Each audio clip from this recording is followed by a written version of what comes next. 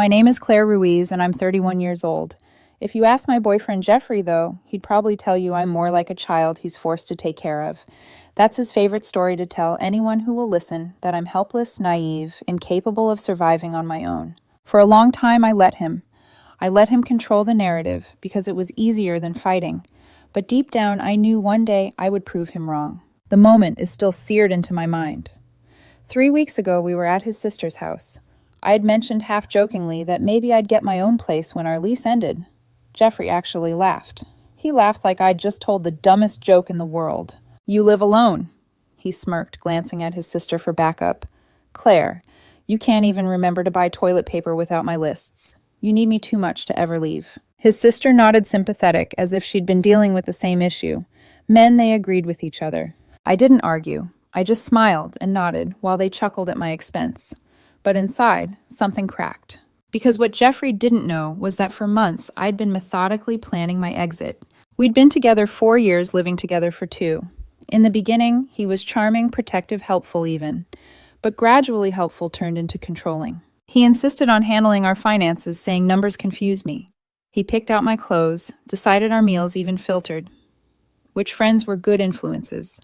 According to him, I was too trusting, too scattered, too fragile for adult life. He would sigh when I disagreed, like a parent indulging a stubborn child. 6 months ago was the final straw.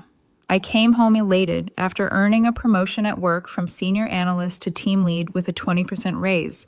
I wanted to celebrate, maybe even pop champagne. But Jeffrey's response, "Oh, sweetie, are you sure you can handle that? You know how overwhelmed you get. Maybe you should tell them you're not ready." When I insisted I could, he looked at me the way you'd look at a toddler reaching for a hot stove. That night, without telling me, he called my boss. Yes, my boss. He used the number he'd gotten at a company barbecue and tried to convince him I was too stressed, too unstable to handle a promotion. The next day, my boss pulled me aside. He was confused, even concerned. Why was my boyfriend calling to discuss my workload? My cheeks burned with humiliation as I tried to explain. That was the moment I realized this wasn't love. This was control, dressed as care. Jeffrey loved playing the role of the long-suffering boyfriend. At parties, at family dinners, even to strangers, at coffee shops, he'd roll his eyes dramatically and say things like, "That's why I manage the money." Claire gets lost in numbers. She's sweet, but practical things, they're just too much for her. The thing is, I have a master's degree in data science. Numbers pay my bills. Numbers build my career. But I stayed quiet, letting him think his little performance was working. I let him build this illusion, because meanwhile, I was building my own plan. Every cutting comment, every dismissive glance, every humiliating laugh stacked up inside me like kindling waiting for a match. And the match came at his sister's house when he smirked at me, so sure I'd never leave. That night, I stood in the bathroom looking at myself in the mirror. My reflection stared back, tired but steady. He thinks I can't survive without him. He's wrong. He's about to find out who really needs who. The countdown had begun. The very next morning, I started moving pieces into place. Quietly, patiently, carefully. Jeffrey had no idea that while he was tightening his grip, I was slipping through his fingers. I opened a new bank account at a different branch, one he'd never think to check. For years, he'd demanded my login information so he could help me manage things. He believed he had full control of my money, but what he never realized was that his name was never on the account. Legally, it was mine alone. That truth would destroy him later. I transferred almost everything into the new account, leaving behind just enough to keep the automatic payments running for a few weeks. I didn't want him to suspect a thing. After the money came the apartment. The lease had always been in my name. Jeffrey didn't want the responsibility of being tied down legally. I used to think it was laziness. Now I call it as his greatest mistake. I visited our landlord, Lester, a kind, no-nonsense man who'd seen enough tenants to read between the lines. I showed him the paperwork, explained my situation, and he agreed to help. I gave notice that I'd be out by the end of the month, forfeiting the deposit, worth every cent to sever that tie. That night, I lay in bed beside Jeffrey as he scrolled on his phone, his arm heavy around me. He had no idea that within weeks that arm would never touch me again. I began making lists, movers scheduled, change of address forms, my own emergency contacts updated at work, passwords altered, new subscriptions under my name only. I even practiced my smile, the smile I'd wear whenever Jeffrey looked at me with suspicion. Calm, easy, empty. Every night, he gave me his little lectures about how fragile I was, how lost I'd be without him. I would nod, eyes lowered, hiding the fire burning behind them. He thought I was obedient. What I really was waiting. The perfect chance came sooner than I expected. Jeffrey had a week-long business trip coming up. He worked in medical sales and loved to brag about it, especially the prestige of traveling to conferences. He packed his suit with theatrical size, reminding me at least a dozen times to stay on schedule while he was gone.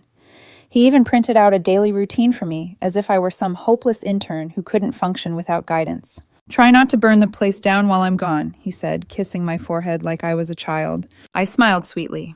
"I'll do my best." The second his Uber pulled away, I locked the door behind him, leaned against it, and exhaled for what felt like the first time in years. Phase 1 had begun. I started with the bank, logged in, changed my password, removed his saved devices. Then I transferred the rest of the money. Watching the numbers slide from one account to another felt like oxygen flooding my lungs. Next, I boxed up my things, only my things. The furniture mine, the TV mine. Even most of the kitchenware had been wedding gifts from my family. I left behind what was his neatly stacked and organized. His clothes, his toiletries, his precious vision board that he never looked at. I taped a note on this kitchen table, the one piece of furniture that was truly his. It said only, "I took what's mine. Best of luck." That night alone in the apartment, I didn't cry. I didn't feel guilty. I felt free.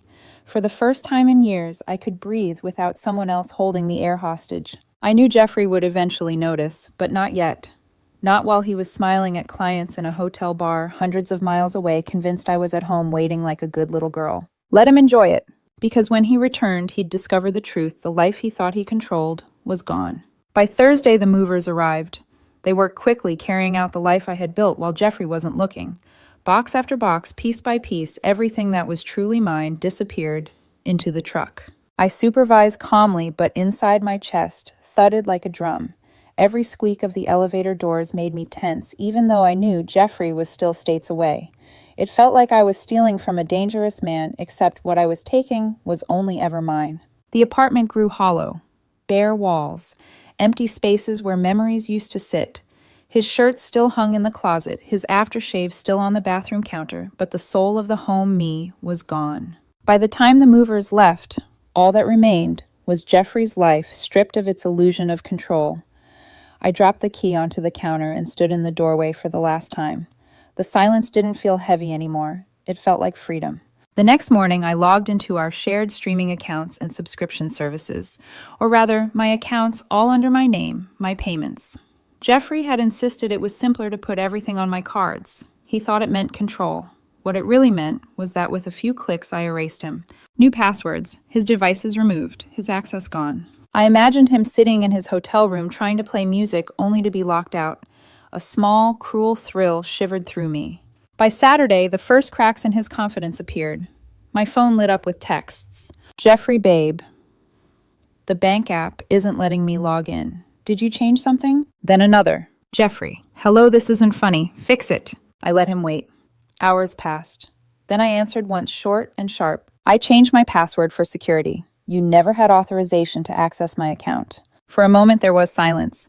Then his responses came fast, desperate. "What do you mean, your account? We've been together 4 years. I manage our money. You can't just cut me off." I stared at the screen, calm now. "I didn't cut you off from anything. You have your own accounts, remember?" He didn't reply to that. An hour later, his sister Natasha texted me. "What did you do?" Jeffrey's freaking out. "He says you stole his money." I almost laughed. His money, I was the one with the degree, the salary, the bills in my name. Jeffrey's income had trickled into his personal accounts, the ones he never told me about, but always kept separate. Yet somehow I was the thief. I didn't bother defending myself. Some lies fall apart without you lifting a finger. By Sunday night, the meltdown reached its peak. "Jeffrey, I'm stranded in Chicago because of you. My card was declined at a business dinner. Do you know how humiliating that was? Fix this now, or I swear. Now, or I." My thumbs hovered over the keyboard before I typed slowly. "You have your own money, Jeffrey. Use it. You built your whole budget around my salary. That's not a partnership. That's exploitation." The screen exploded with notifications. 73 missed calls. Dozens of voicemails. The messages grew darker with every hour, swinging from pleading to fury. I blocked him. But that didn't stop him. Soon, his mother was calling. then his sister, then his best friend. Each voice carried the same accusation that I was cruel, heartless, abandoning poor Jeffrey. They hadn't lived with him. They hadn't seen the way he smirked when he told me I was nothing without him. They hadn't felt the slow erosion of self that came from being treated like a burden every single day. They didn't know the truth. But Jeffrey did, and he was terrified of it. Jeffrey cut his trip short. I found out when my landlord Lester called me one evening. "Claire," he said, his voice hesitant, "your boyfriend X, I suppose, is here. He's having a moment. I called the cops. Thought you should know." My stomach twisted. I grabbed my coat and drove over headlights slicing through the night. By the time I pulled up, 2 patrol cars were parked outside the building, their lights painting the street in red and blue. Jeffrey was in the lobby, wild-eyed mascara from some earlier smear of cologne streaked on his shirt, shouting at the officers. "She stole everything, my apartment, my money, my life.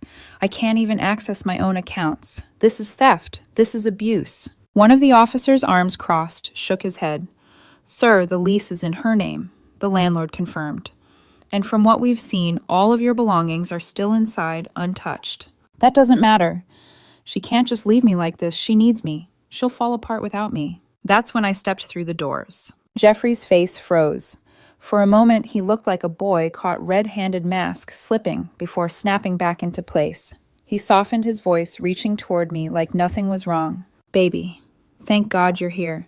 Tell them this is just a misunderstanding. Tell them you live here with me." The officers turned to me. I steadied my breath.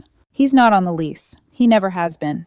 I gave notice I vacated, and all of his things are still inside. This isn't a misunderstanding. It's the truth." Jeffrey's eyes darted to mine, then back to the cops scrambling. "She can't live without me. She doesn't know how I've been the one holding everything together. She'll collapse without me." The older officer raised an eyebrow, clearly unimpressed. "Ma'am, do you want to press charges for harassment?" For a second, I let the silence hang. Jeffrey's face paled. He knew if I said yes, the night would end differently. "Not tonight," I said finally. "I just want to get the rest of my things and go." We went upstairs together, me, Lester, the officers, and Jeffrey, trailing behind like a shadow unraveling. The moment Jeffrey stepped into the apartment, he howled. The TV was gone, the couch, the bed. His gaze whipped around frenzied. "Where's the TV? Where's the furniture? What did you do?" "I took what was mine," I said evenly. "Your things are in the bedroom and bathroom, neatly organized." He stumbled into the bedroom, then the kitchen. Each discovery brought a new wave of rage. "You took the coffee maker, the Instant Pot, even the knives. Those were mine." "No," I said simply. "They weren't." His desperation cracked through the fury. "You can't live without me. You don't even know how to cook. You don't even know how to—" "Sir," the officer interrupted, his tone flat. "She doesn't need to prove anything to you. This isn't your apartment. You need to decide if you're staying here under a new lease or vacating." Jeffrey's voice trembled. "I'm not signing anything. This is her place. She has to come back. She'll come crawling back." But I was already lifting the last of my boxes, walking toward the door. I didn't bother turning around. As I stepped out, Jeffrey called after me, his voice breaking between rage and despair. "Where are you even staying?" "You'll be back in a week. You can't function without me." I paused just long enough to meet his eyes. "I'm good, Jeffrey. Better than I've been in years." Behind me, Lester muttered under his breath to the officer, just loud enough for me to hear. "She dated this guy for 4 years. Unbelievable." The cops escorted me to my car, probably to make sure he didn't follow. As I drove away, I glanced in the rearview mirror. Jeffrey stood in the window of the apartment phone to his ear, already summoning reinforcements. He couldn't comprehend it yet, but the life he had built on controlling me had just collapsed, and I wasn't coming back. I thought leaving would be the end of it, but Jeffrey wasn't the kind of man who could let go. Losing control over me wasn't just a wound to his pride, it was an existential crisis. The first attacks were petty. My phone carrier called to confirm I'd requested my plan be canceled. I hadn't. My credit card company notified me of supposed identity theft. Again, false. Even my gym membership sent me a message someone had tried to remove me from the account. Jeffrey was testing every door, rattling every lock, desperate to find one still open. When none of that worked, he escalated. An email arrived at my office, not to me, but to my CEO. Jeffrey had bypassed my manager, bypassed HR, and gone straight to the top. In it, he painted me as unstable, fragile, a danger to the company if left unsupervised. He detailed episodes I'd supposedly had exaggerated stories twisted into proof of my incompetence. He even claimed he'd been the one managing my stress levels for years. The CEO forwarded it to HR with one line, "Handle this, please. Seems personal." When HR called me in, I braced myself. My hands shook, but Denise, our HR director, just looked tired. "Is this your ex?" "Yes," she sighed, rubbing her temple. "He's called 6 times this week. Emailed the executive team. Even showed up at reception Monday demanding to speak with someone about your condition." My throat tightened. Condition. According to him, you're incapable of functioning without his supervision, which frankly doesn't line up with your performance reviews. Claire, your work has been stellar. But this is becoming a security issue. They issued a cease and desist against Jeffrey and offered to let me work from home for a while. I accepted, grateful, but shaken. His obsession wasn't fading. It was growing sharper, more dangerous. Then came the car. 2 years earlier, Jeffrey's car had died. I'd helped him get a new one by co-signing the loan, a decision I now regretted. The deal had always been that he'd make the payments and eventually transfer it into his name, but of course he never did. One afternoon, my friend Jake, who worked at a dealership, texted me, "Dude, your ex is here trying to trade in a car that isn't his." I dropped everything and rushed over. Jeffrey was at the counter, waving papers, insisting the car was his. "She gave it to me. It's mine." The finance manager shook his head. "Sir, the registration and loan are in Ms. Ruiz's name. She's the legal owner." Jeffrey's face twisted when he saw me walk in. He switched instantly from rage to tears, his voice dripping with practiced vulnerability. "Baby, tell them. Tell them you gave me the car. Tell them it's mine." I stood tall, my voice steady. "No, Jeffrey. The agreement was that you'd take responsibility. You didn't. This car is in my name. It always has been." The finance manager cleared his throat. "We could refinance in his name if he qualifies." Spoiler, he didn't. His credit was even worse now than before. He stormed out of the dealership, spitting venom over his shoulder. "You're nothing without me. Nothing. You'll come crawling back when you realize you can't even match your socks without me." Jake, leaning against the counter, raised an eyebrow. "He really thinks you're a toddler, doesn't he?" "Apparently I said, though." My voice cracked with a mix of anger and relief. That night, my phone buzzed again. A presentation had been emailed to me, my family, my friends, even my professional contacts. Jeffrey had made a PowerPoint. Slide after slide listed tasks. Jeffrey handles financial decisions. Jeffrey oversees social situations. Jeffrey navigates for Claire. The last slide was a photo of us at Christmas with the caption, "Don't let her throw this away because of a manic episode." I stared at the screen in disbelief. He'd truly lost touch with reality. But something unexpected happened. Instead of siding with him, people started reaching out to me. Friends who'd been silent now admitted. They'd seen the red flags. Even some of his own friends messaged me quietly, "I get it now. This is unhinged." Jeffrey thought the presentation would prove his importance. Instead, it exposed the truth. He wasn't my savior. He was my prison. And the walls of that prison were collapsing around him. I should have known Jeffrey wouldn't stop. Men like him never do. When humiliation doesn't work, when charm doesn't work, when rage doesn't work, there's only one step left. Desperation. The call came from my bank on a gray Tuesday morning. "Ms. Ruiz, we flagged a suspicious credit card application under your social security number. The contact information doesn't match your profile. We thought you'd want to know." The contact listed Jeffrey's email, Jeffrey's phone number, and the shipping address, his sister's apartment. The air left my lungs. Identity theft. He wasn't just trying to sabotage me anymore. He was trying to become me. I met with Detective Rivera that afternoon, a woman with sharp eyes and no patience for games. I handed her the evidence, the fraudulent application, the emails, the ridiculous PowerPoint he'd spammed across half the city. "This isn't just harassment anymore," she said, her pen scratching across her notepad. "It's criminal. Has he made any threats?" I hesitated, scrolling through my texts. Most were insults from Jeffrey's orbit, his mother calling me cruel, his sister demanding I return her brother's life. But one stood out. A message from his cousin. "She knows where you work. Watch your back." Detective Rivera's expression hardened. "That's a threat. We'll pay Mr. Jeffrey a visit." The arrest happened the next morning. I wasn't there, but his sister live-streamed part of it on Instagram, screaming about injustice while the police cuffed him. The comments section didn't side with her. "Wait, he stole her identity, girl. Your brother needs help.